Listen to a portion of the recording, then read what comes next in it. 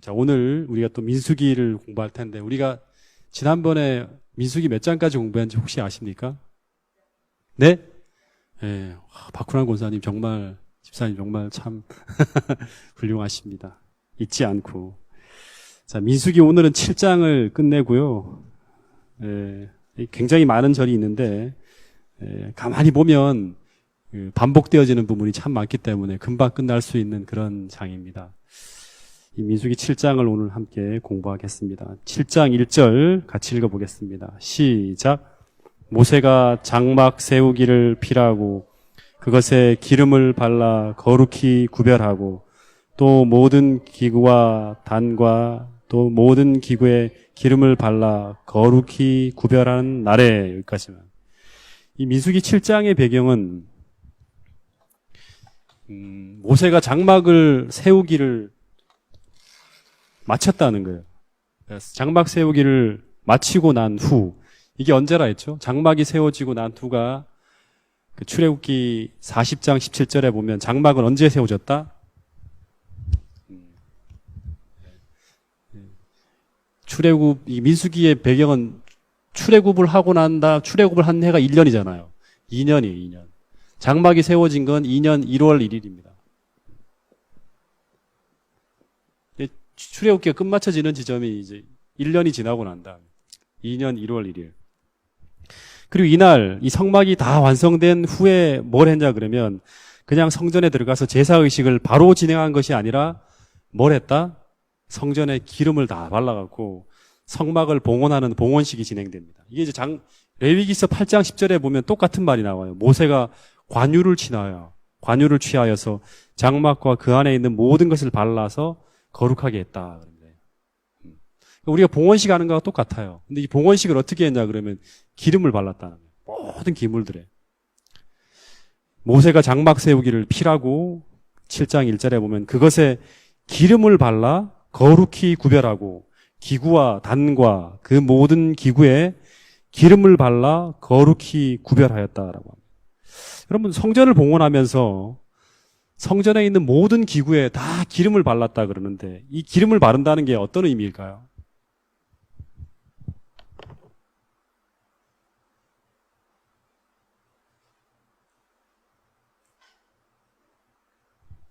기름을 발랐다는 게 어떤 의미일까요? 기름을 발랐다. 이 봉헌에는, 우리가 지난번에는 그 말을 했죠. 나실린이란 말에 다 바치는 거예요. 봉헌에는 반드시 기름 바름이 있었다는 거를 오늘 좀 기억하세요. 하나님께 바칠 때는 반드시 기름 바름이 있어요. 근데 기름 발랐다는 말이 어떤 의미일까요? 옛날에 왕도 그냥 취임할 때 그냥 왕으로 취임하는 게 아니라 반드시 관유, 기름 부었죠. 제사장도 기름을 부었어요. 이 성전을 봉헌할 때도 기름 바름이 있어요. 다 모든 제단, 언약궤, 그다음에 모든 것에 다 기름을 바릅니다. 기름 바른다는 게 어떤 의미일까요? 김무순 집사님, 아주 집중해서 뭐 들으시는데요. 기름 바른다. 집사님 기름 발라놨습니까? 이렇게. 기름 바른다는 것은 본문 그대로 보면 7장 1절 모세가 장막 세우기를 필하고 그것에 기름을 발라 거룩히 구별하고 랍니다. 그 모든 기구와 단과 그 모든 기구에 기름을 발라 거룩히 구별하였다 그럽니다. 다시 말하면 기름 발라진 대상은 구별되어진다는 대상이에요. 세속적인 것과 구별해서 세속적인 것과 구별한다는 게 뭘 어떻게 왜 구별을 합니까? 기름 바른다는 거는 구별이에요. 구별한다는 거는 왜 구별하는 거예요? 이게 구별해서 이게 뭐가 되었다? 이제는 하나님 소유가 되었다는 거예요.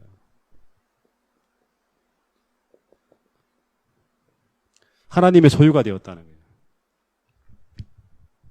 다시 말하면 이것은 세상적인 일에 사용되어질 수 없고 오직 하나님을 위해서 하나님의 영광을 위해 존재해야 될 것이 되었다는 거예요.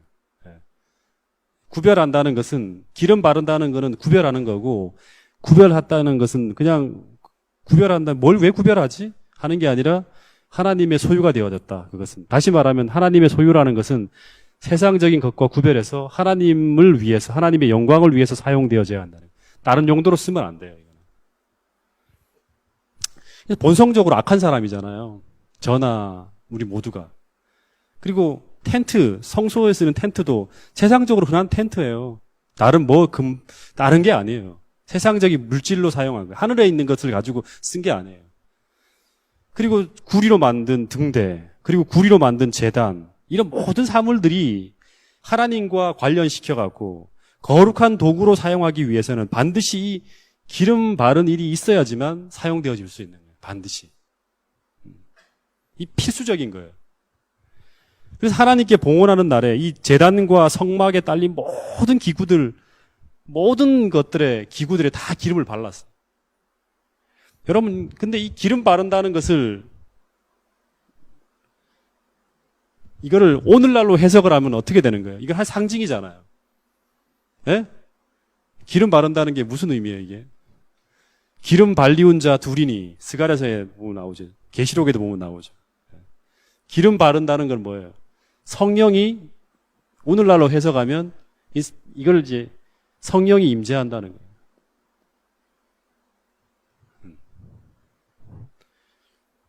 다시 말하면 평범하고 속된 것이 하나님의 것으로 사용되어지기 위해서는 기름을 발라야지만, 다시 말하면 성령이 임재해야지만 하나님의 거룩한 도구로 사용되어질 수 있다.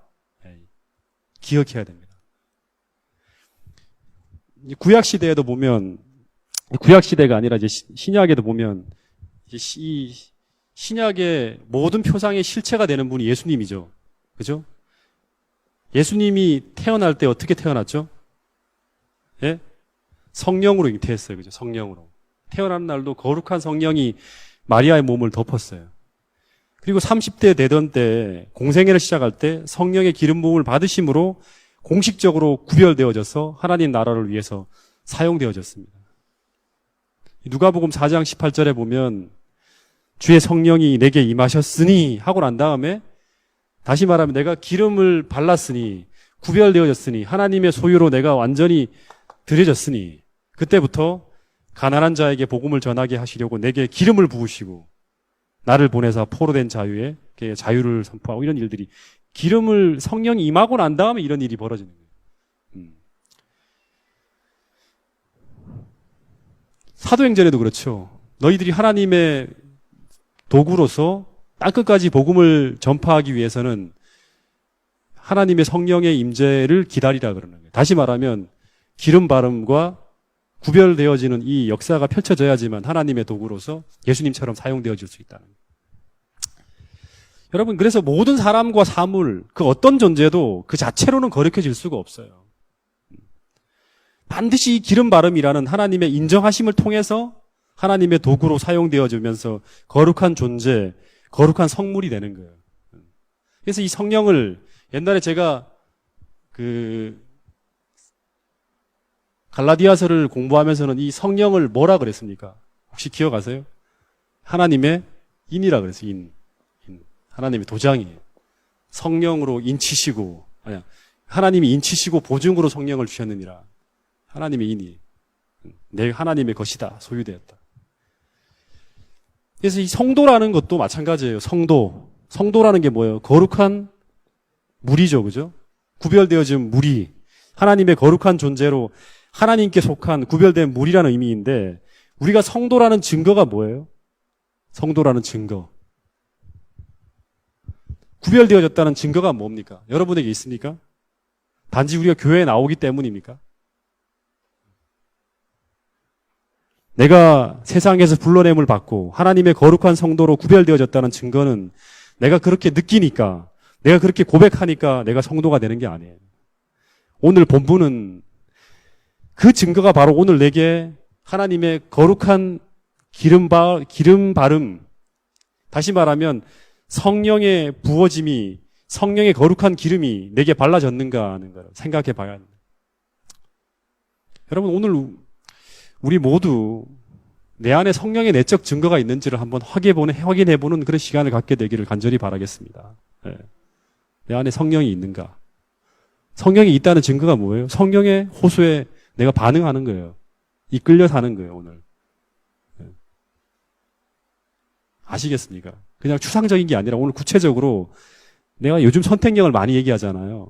내가 갈등하고 막 이렇게 어떤 그런 선과 악 속에서 갈등할 때마다 내가 선을 선택하는, 성령의 호소를 따라서 움직이는 그런 선택력이 내게 있으면, 성령의 호소를 따라 움직이는, 반응하는 사람이라 그러면 그분은 성령의 기름 바름을 입은 사람이에요. 성도가 되는 거예요.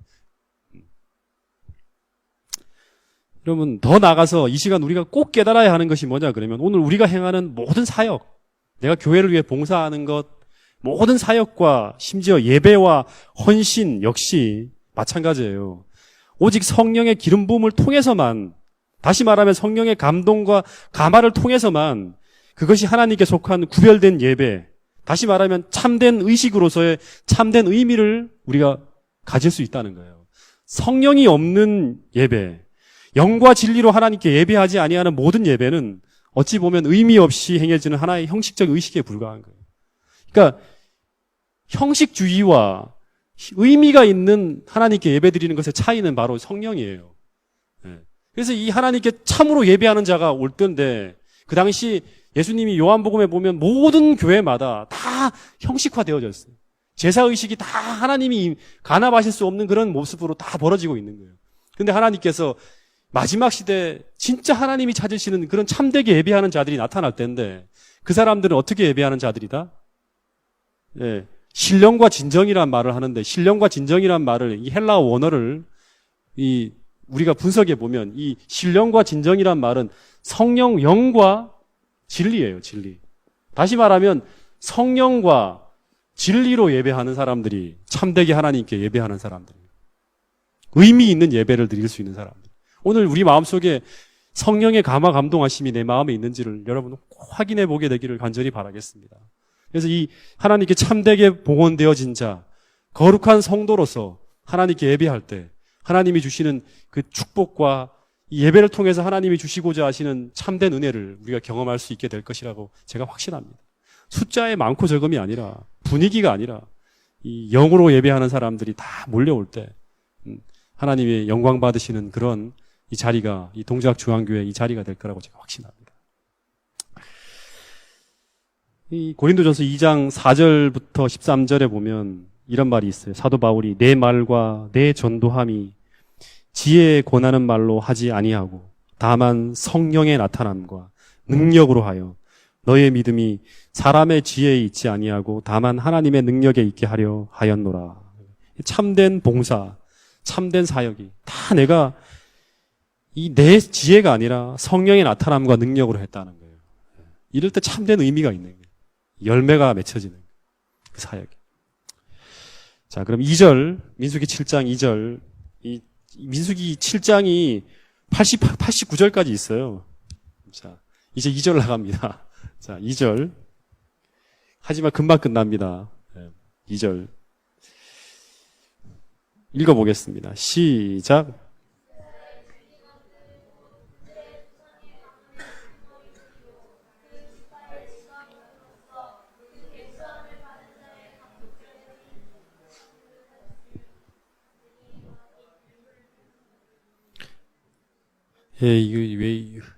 성령의 감화 감동을 입은 사람들이 읽는 게 아닌 것 같아요. 자, 제가 읽어볼게요. 그러니까 2절부터 보면 모세가 장막 세우기를 필하고 거룩한 기름을 발라 다 봉헌하고 난 다음에, 그 다음에 이제 족장들이 예물을 드려요. 2절에 보면. 족장들. 12지파의 대장들이 다 예물을 드리는데, 이스라엘 족장들, 곧 그들의 두령들이요, 그 지파의 족장으로서 계수함을 입은 자의 감독된 자들이 예물을 드렸으니 그들의 여호와께 드린 예물은 덮개 있는 수레 6과 소 12이니 족장 둘의 수레가 하나씩이요 하나의 소가 하나씩이라. 그것들을 장막 앞에 드린지라. 그러니까 이스라엘 족장들이 성전이 봉헌될 때 12지파의 족장들이 수레 6대와 하고 소 12마리를 가져와서 이제 성전 장막 앞에 바쳤다는 거예요. 근데 4절에 보면 여호와께서 모세에게 일러 가라사대 그것을 그들에게서 받아 누구에게 주어?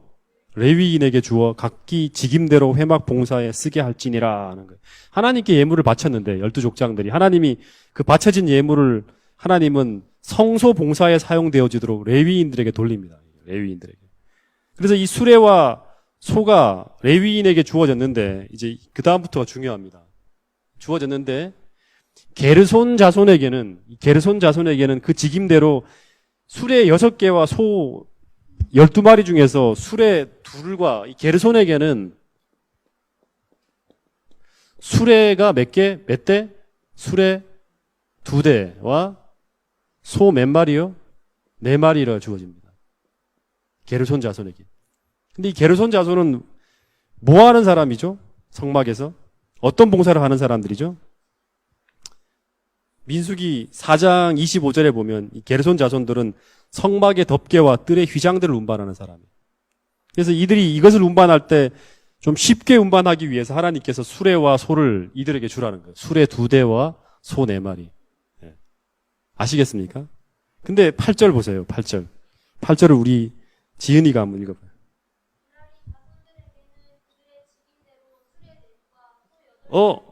이 무라리 자손들에게는 수레 몇 대? 4대. 차별되네요. 소는 몇 마리? 8마리.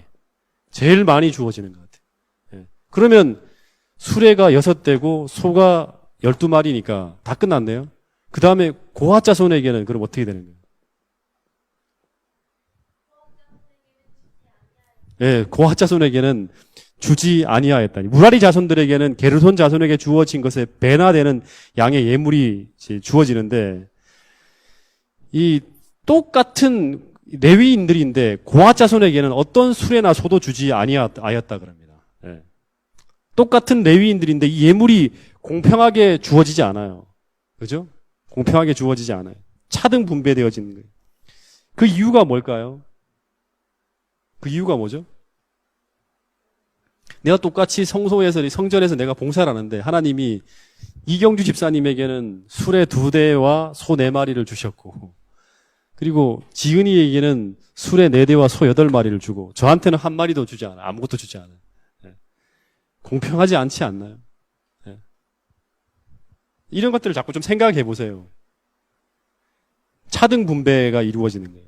그 이유가 뭐냐 그러면 그 이유는 그들의 성소에 하나님이 예물을 선물로 주시는 거는 그들이 성소의 직분 때문이 아니라 뭐 때문에 뭐로 주시는 거예요? 역할이에요, 역할. 하나님이 선물을 주시는데 뭐로 주시냐 그러면 직분을 기준으로 주는 게 아니라 역할을 기준으로 해준다는 거예요. 다시 말하면 이 무라리 자손들은 뭐 하냐 그러면요. 성소의 널판하고 기둥, 부피가 가장 큰 것들을 운반하는 사람들이에요. 그죠? 이 사람들에게는 수레가 4대, 소 8마리가 주어지는 거예요. 그리고 비교적 가벼운 것을 운반하는 게르손 자손들에게는 수레 2대와 소 4마리가 주어지는 거예요. 가벼운 것들을 운반. 근데 이 고핫 자손은 아시죠? 고핫 자손은 어떤 사람들이죠? 모세와 아론의 직계 후손입니다. 아무리 모세와 아론의 직계 후손이라 할지라도 고핫 자손에게는 그들의 직임과 역할이 성소의 기물들을 어떻게 하면 어깨로 날라야 된다. 그 다음 보면 어깨로 날라야 하기 때문에 지성물을 운반해야 되는 사람들이기 때문에 아무런 선물도 주어지지 않았다 그럽니다. 이것을 통해서 우리가 뭘 생각할 수 있냐 그러면 첫 번째는 불평등의 평등이라는 거예요. 불평등의 평등. 언뜻 보기에는 이런 분배는 고핫 자손에게는 굉장히 불평등한 조치처럼 보여요. 근데 이런 불평등한 조처를 통해서 하나님이 오히려 공평하게 일을 처리하는 걸 볼 수 있어요. 어떻게 보면 가장 거룩한 지성물을 맡은 고핫 자손에게는 가장 많은 지원이 이루어질 것 같지만 하나님이 주시는 은혜는 이 고핫 자손은 어깨로만 운반하는 그런 사람들이기 때문에 아무런 선물도 주어지지 않았다는 것은 뭐냐 그러면 하나님이 주신 은혜는 직분에 따른 특권에 따라서 주어지는 것이 아니라 그들이 맡은 일을 감당하도록 은혜의 자원이 주어진다는 거예요. 중요한 거예요. 그들이 뭘 맡고 있는지, 교회에서 어떤 것을 맡고 있는지, 이걸 통해서 하나님의 지원이 이루어진다는 거예요.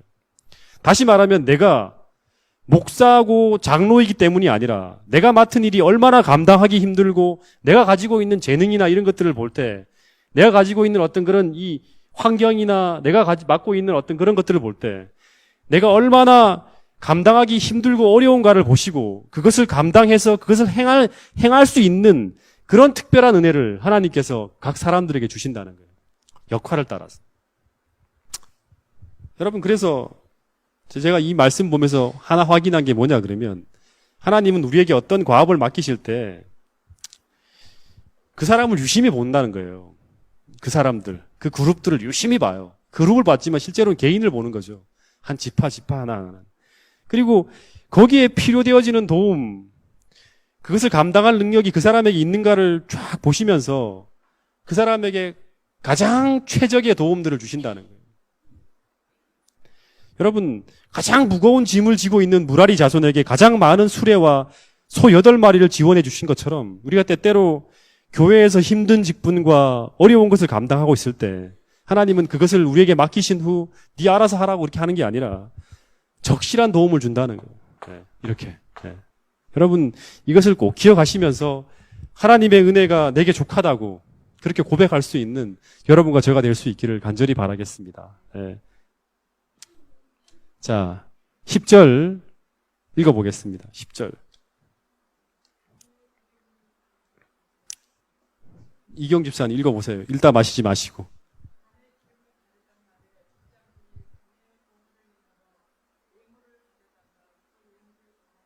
이 단은 번제단을 봉헌하는 거예요. 번제단을 봉헌할 때 족장들이 또 예물을 가지고 왔어요. 근데 11절, 여호와께서 모세에게 이르시기를 족장들은 하루 한 사람씩, 그러니까 12지파가 다 같이 드리는 게 아니라 단을 봉헌할 때는 하루에 한 사람씩 들어가야 돼요. 그래서 봉헌 예물을 드릴지니라 하셨어요. 우리 12절에 보면 제1일에 예물을 드린 자는 제일 먼저 무슨 지파?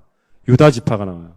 유다 지파 암미나답의 아들 나손이라. 그 예물은 성소의 세겔대로 130세겔 중에 음반 하나와 70세겔 중에 음발이 하나라.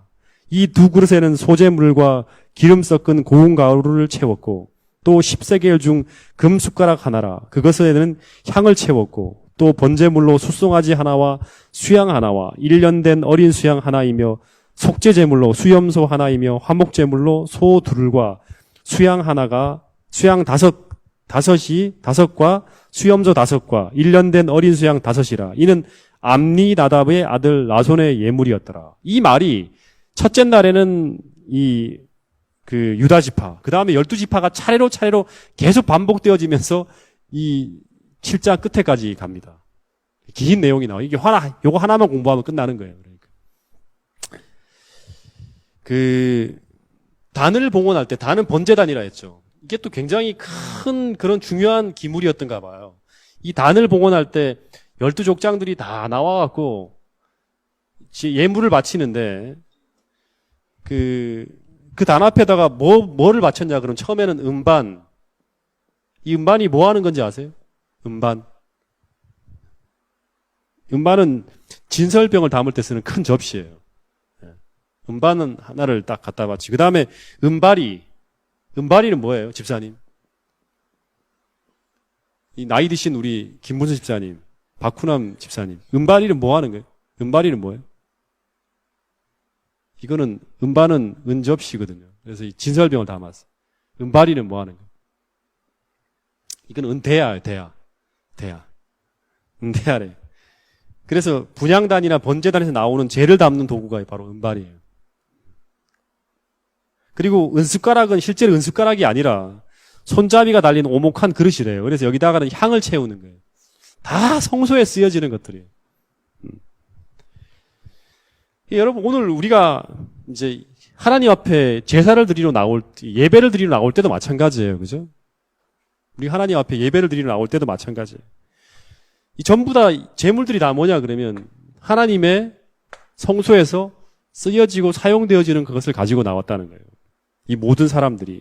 오늘 우리가 하나님 앞에 예배 드릴 때 또는 하나님 앞에 나올 때 우리가 하나님께 드리는 모든 희생제물도 마찬가지예요. 우리가 대예배 때 헌금을 드리지만 오늘 하나님께서 우리를 통해 받으시는 희생제물은 물질만이 아니라 무엇이다? 시간이든 물질이든 재능이든 우리가 교회와 하나님 사업에 또는 때로는 어려운 사람들을 구제하는데 필요되어지고 요구되어지는 모든 것을 우리가 활용해서 하나님께 드릴 때 어떻게 보면 하나님께서 그 모든 것을 다 하나님께 아름답게 봉헌되어지는 하나님께서 기억하시는 희생 제물이 될 수 있다는 거예요.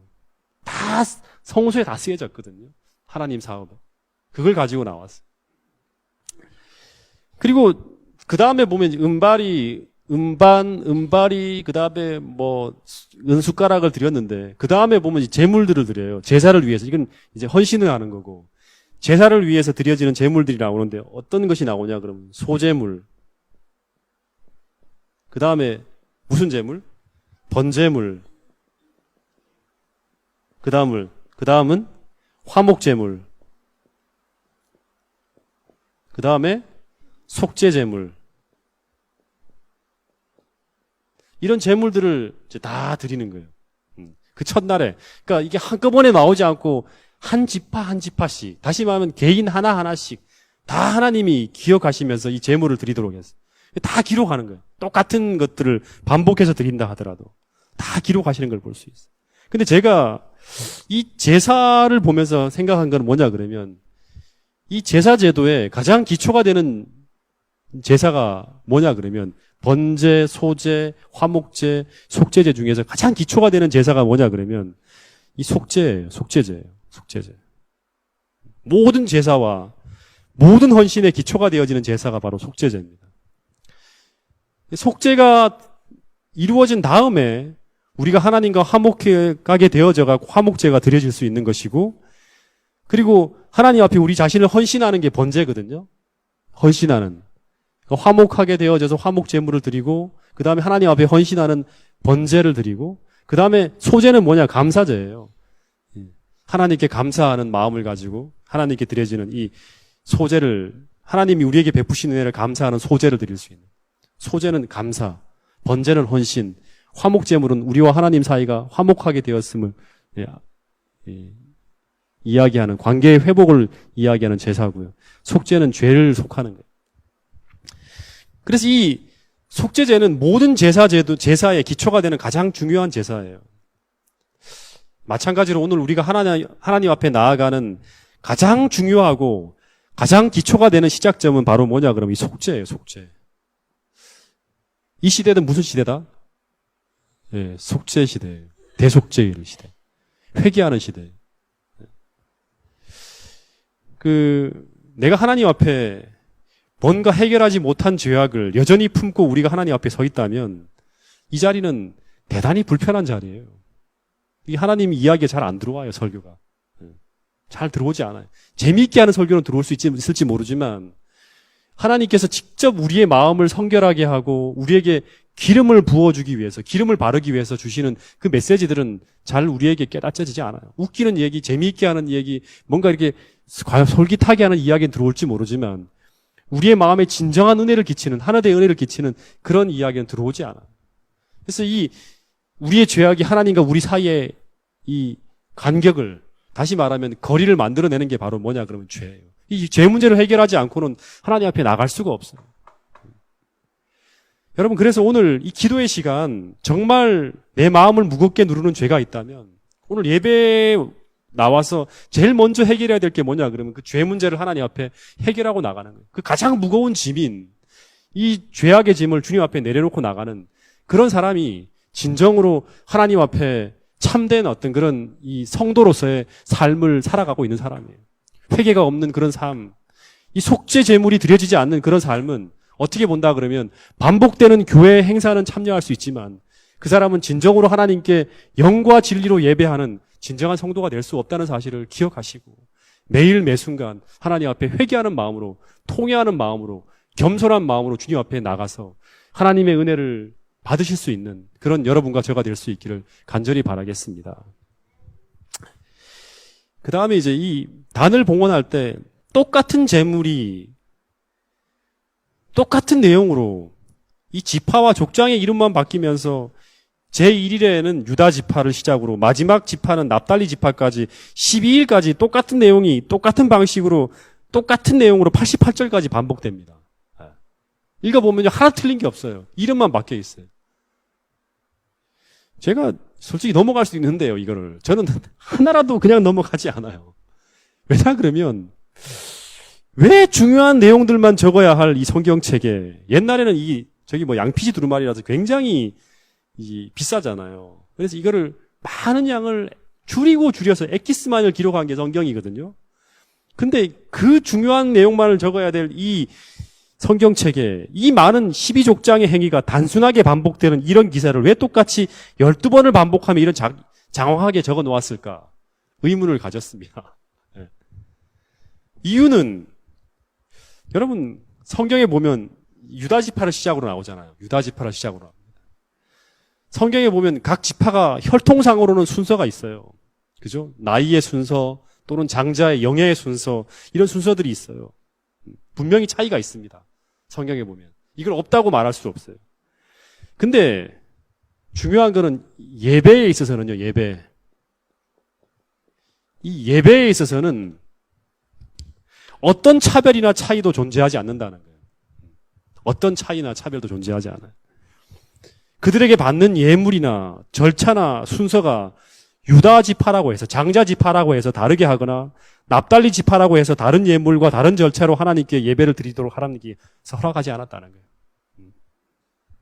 여러분 오늘 우리가 하나님 앞에 예배하는 순간은 어떤 차별이나 어떤 차이도 존재하지 않는다는 것을 보여주는 대목이에요. 우리 하나님 앞에 나올 때는 어떤 성직이나 어떤 목사나 어떤 장로나 어떤 집사나 그런 모습으로 나오는 것이 아니고 어떤 회장이나 어떤 장군이나 어떤 장관으로 나오는 것이 아니라 우리 모두는 하나님 앞에 평등한 그리스도인으로 나온다는 거예요. 굉장히 중요한 사실이죠. 다 하나님께서 똑같은 은혜를 받을 수 있어요. 그 사람이 마음이 어떤 마음으로 나오는가에 따라서 중요한 것은. 여러분 하나님 앞에 평등한 그리스도인을 우리가 선다는 거예요. 예배할 때는요. 하나님께서 평등하게 받으세요. 그 사람 한 사람마다. 그리고 또 하나는 하나님께서 모든 지파의 봉헌 예식의 모든 예물과 모든 행위들을 다 기록에 남기신 것은 하나님은 우리가 하나님 앞에 예배하고 기도하고 찬미하고 헌신한 모든 행위들을 집단적으로 받으시고 집단적으로 보는 것이 아니라 모든 지파의 하나하나의 예배와 드려진 희생제물과 감사제물, 속죄제물 모든 예배와 헌신을 다 기록에 남기신 것은 그렇게 하신 이유가 있어요.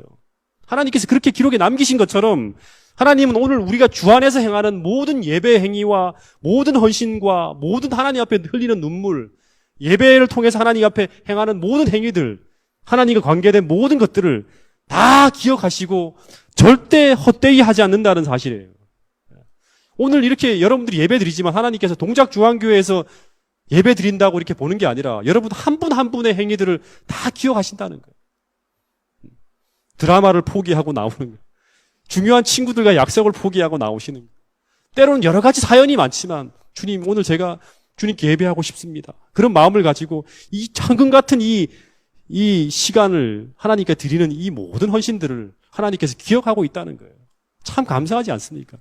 다 기록해서 이 예배, 이 지파에서 뭘 했고 뭐 했고 다 기록하셨다. 그래서 이 정성된 봉헌 예물이 바쳐지고 그것이 합계되어져서 84절부터 84절에 열거되어져요. 그러니까 전체 합산해서 얼마가 다 드렸다. 다 하나님 앞에 참되게 예배했다. 정성껏 예배했다. 신령과 진정으로 예배했다. 그래서 이런 예배가 드려지고 난 다음에 89절 마지막 절입니다.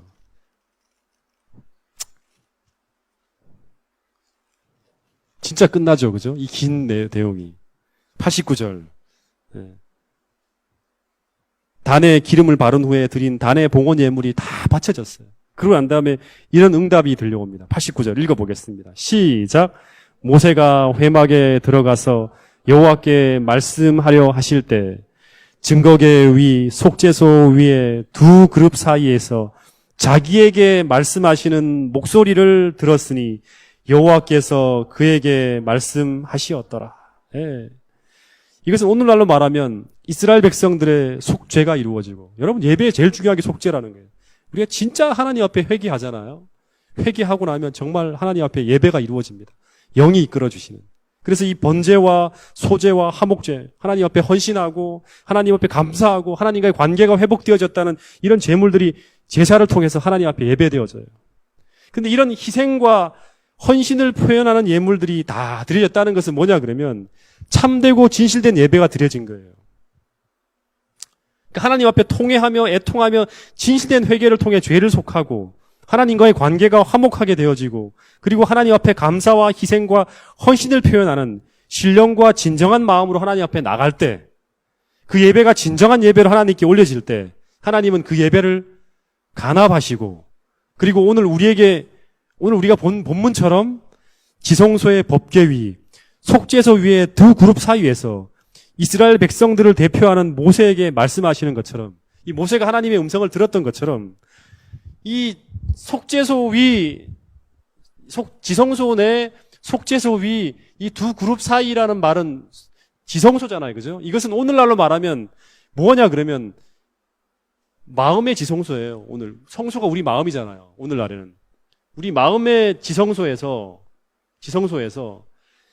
하나님께서 우리 개인에게 말씀하시는 우리 심령 깊숙한 데서 우리 모두에게 친히 말씀하여 주시는 그 하나님의 음성을 우리가 진실된 예배를 통해 듣게 된다는 거예요. 아시겠습니까? 이게 오늘 우리의 성경으로 기록된 것은 하나의 표상이에요. 이런 예배와 참된 예배가 하나님 앞에 이스라엘 백성들이 헌신해서 하나님께 드려질 때 이 예배의 결과는 뭐냐 그러면 지성소에서 두 그룹 사이에서 말씀하시는 하나님의 음성을 모세가 들었다는 이것은 이스라엘 백성들에게 하나님이 주시는 메시지를 모세가 들었다는 거예요. 똑같이 오늘 우리가 하나님 앞에 영과 진리로 참되게 예배하게 된다 그러면 우리의 마음 깊숙한 데서 우리 모두에게 친히 말씀하여 주시는 그 하나님의 음성을 우리가 진실된 예배를 통해서 들을 수 있다는 거예요. 그 예배는 이런 대예배라든가 화요일 예배라든가 금요일 예배뿐 아니라 우리가 아침 저녁 무릎 꿇는 그 자리에서도 마찬가지예요. 진정한 속죄가 이루어지고 하나님 앞에 내 자신을 헌신하는 번제가 이루어지고 주님과의 관계가 화목되어지는 이런 관계를 회복하게 되어지면 진정한 회개를 통해서 하나님께서는 모세에게 들려주셨던 그 음성을 우리 개인에게 들려주신다는 거예요. 이걸 들어야 돼요. 이걸 듣는 것이 예배의 완성이에요. 그리고 이걸 들을 때 우리는 행복해지고 우리 마음이 부요해지고 그리고 내가 정말 하나님의 백성이라는 사실을 확인하게 되면서 세상 그 누구도 느낄 수 없는 그 평안 그리고 행복을 느낄 수가 있는 거예요. 이것이 바로 여호와로 말미암는 기쁨이에요. 네. 여러분 이 예배의 마지막은 하나님의 음성을 듣고 돌아가는 것이라 했어요. 여러분 예배가 마쳐질 때 하나님이 내게 말씀하시는 그 음성을 꼭 들으시고 우리가 고쳐야 될 것이 있다 그러면 그 하나님의 음성을 통해서 고쳐지고 그죠? 그리고 우리가 알지 못했던 그 하나님의 사랑을 발견하게 되면서 하나님 앞에 더 큰 감사와 기쁨이 넘치는 그런 예배를 매일 매 순간 드릴 수 있게 되기를 간절히 바랍니다. 말씀을 마치겠습니다.